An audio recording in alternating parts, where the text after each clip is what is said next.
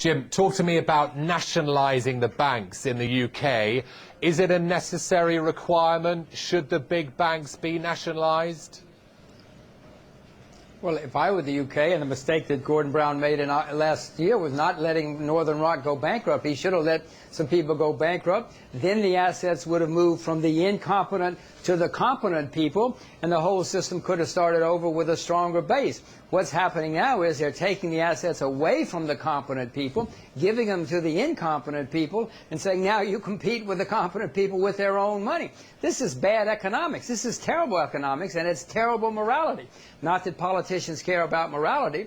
This is not the way to solve your problems. This is what the Japanese tried in the 1990s, and they still talk about the lost decade in the 1990s. So, Jim, is it a simple case, what, you let all the banks go bankrupt? Is that your policy for fixing this?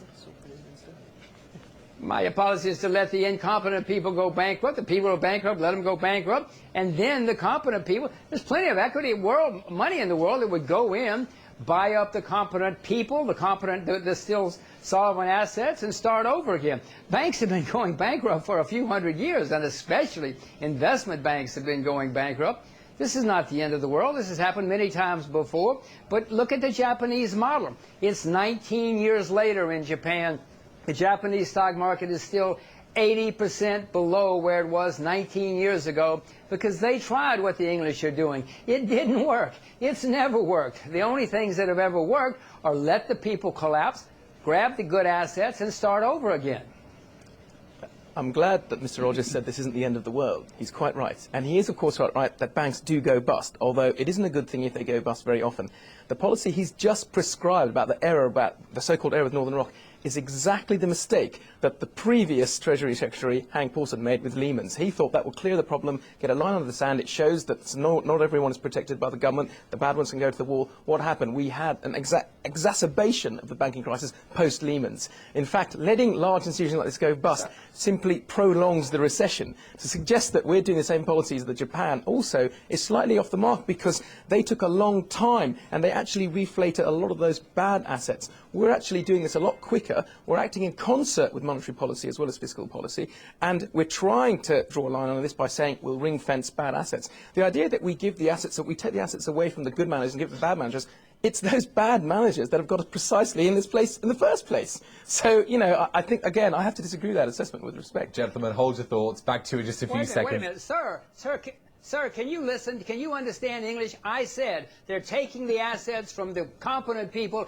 and giving them to the incompetent people.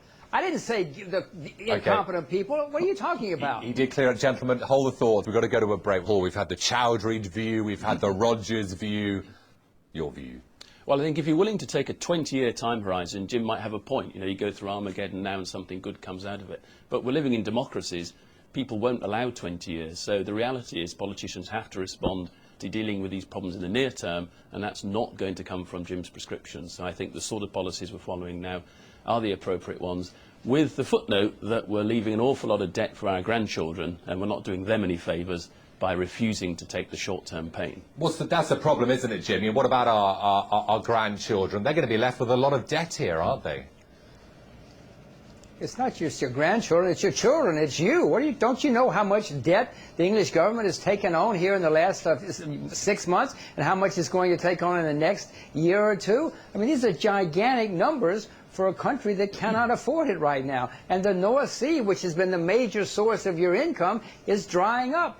Ask your own government, don't ask me. Jim, is the UK going to lose its AAA credit rating? I don't know. I'm not a credit rater, and I don't pay too much attention to them anyway. We've already learned in the past few years that they don't know what they're doing.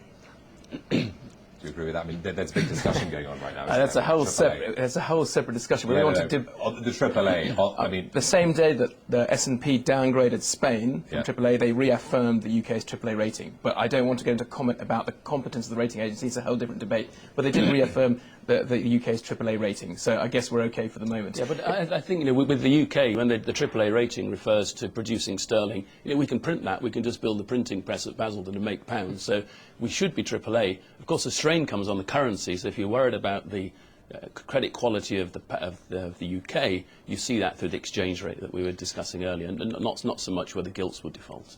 We keep hearing about the public sector deficit. You know, we're taking on more and more public debt. Absolutely right, we are. But as I reiterate what I said earlier, as a percentage of GDP, our public sector debt ratio is actually quite favourable compared to a lot of developed countries, including the Eurozone. Why are we focusing just on the UK here? Because the FX rate is under pressure. As we've again heard, the euro and the dollar are in the same boat with regard to that. It's just outside investors are looking at the three major currencies. And Jim, you're against the dollar as well, aren't you? So the pound and the dollar.